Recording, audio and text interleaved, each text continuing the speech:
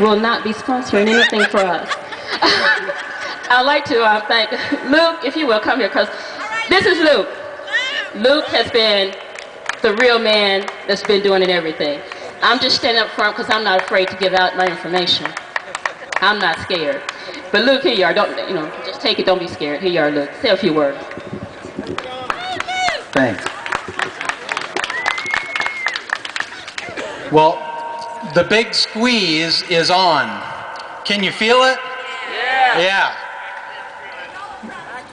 You know that gas prices in Mississippi have never been this high ever in February? Where are they headed? You know that food prices across the whole world are at an all-time high. It's causing a lot of trouble all over the world. You know that healthcare prices are even going up. And so is insurance prices. That's putting the squeeze on all of the middle class. And you know, the squeeze causes stress. And stress causes all kinds of illnesses. And there it is, everything connected. More illnesses, more health care, more stress. The American dream, the free pursuit of life and liberty and happiness, this big squeeze puts that dream further out of the reach of all of us. Our liberties are getting the big squeeze. The Patriot Act that strips away any bit of privacy we have. The TSA airport body cavity scanners and the telephone corporations turning over all our phone records. Remember the free speech zones created at the last couple of Republican national conventions that looked like concentration camps? And now we have several Republican-controlled states attacking public employee rights to negotiate work conditions. My dad, who passed away this last Christmas, spent most of his life being a union negotiator for the Electrical Workers Union. When workers organize to collectively bargain, wages are just a small part of what is resolved. There are issues about safety, about retirement, about health care, about job security.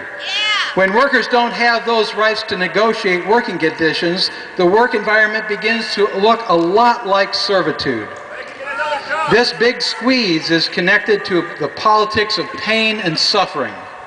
The recently passed Republican federal budget cuts out funds for the National Public Radio and TV, Planned Parenthood, sustainable agriculture, climate science, education grants, healthcare programs. Their budget, rather than creating jobs, actually creates more unemployment. My brother-in-law in Chicago is a wonderful person with lots of skills. He's been looking for work for over a year. There are literally millions of skilled Americans looking for work.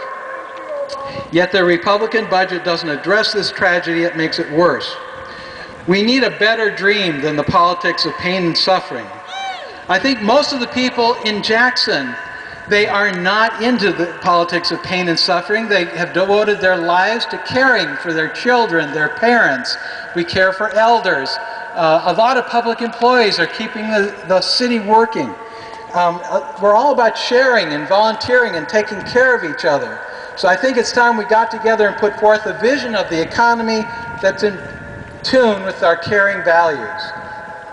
It makes no sense to spend trillions of dollars dishing out death and destruction and suffering to the people of Iraq and Afghanistan and argue that we can't afford to keep doing that unless we balance the budget by slashing every program here at home that helps all of our lives. Education, health care, Social Security.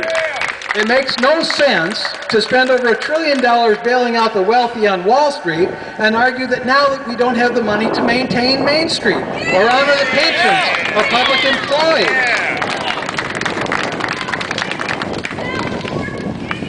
We're in this mess because we let the rich get filthy rich. In the 1950s, corporations contributed 28% in taxes to the federal budget. Now it's at about 7% and shrinking. In the time when we need to keep struggling families together, the filthy rich got another huge tax break. It was a mistake for us to let the wealthy take over our government through their corporate money and army of lobbyists. It was a mistake to let the sources of our information be controlled by these same people. The Supreme Court is wrong. Corporations are not persons. They don't get hungry. They don't worry about their children's future. They are not persons. They do not have any, they do have way more money than persons. They should not be able to make unlimited contributions to political campaigns. That's a big part of what caused the problem in Wisconsin, and it's a big part of the problem in Washington. Thomas Jefferson warned us about the rise of corporate power.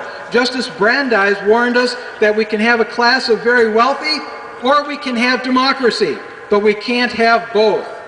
Abraham Lincoln warned us about corporate power. Dwight Eisenhower warned us about the power of the military-industrial complex, but it's only grown to become the military-industrial media complex.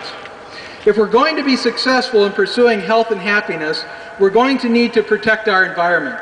The corporate economy is not protecting the environment. It's destroying it. Global warming is not a belief. It's a scientific fact. Records for the last 5 years show that the climate right here in Jackson, Mississippi is 1.5 degrees hotter than the historical average. The heat is beginning to damage crops, put pressure on water supplies, and increasing damages from severe weather. We need to say enough already. It's almost too late. Dream a better American dream.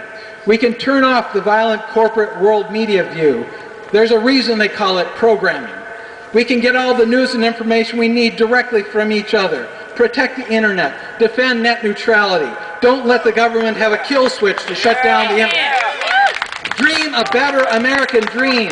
We can grow healthy food, lots of it, locally. We don't have to poison the land so that only corporate-owned mutations can grow on it. Dream a better American dream. Terrorism is also small villages being attacked by unmanned American drones. We should turn away from the politics of fear. There's no need to fear the brotherhood and sisterhood of mankind. All over the world, people of all colors, we all want the same things, and nothing need ever stand in our way again. Dream a better American dream. With economic justice, with sustainable environment, with spiritual fulfillment, we can find our way back home. Dream a better American dream. All right.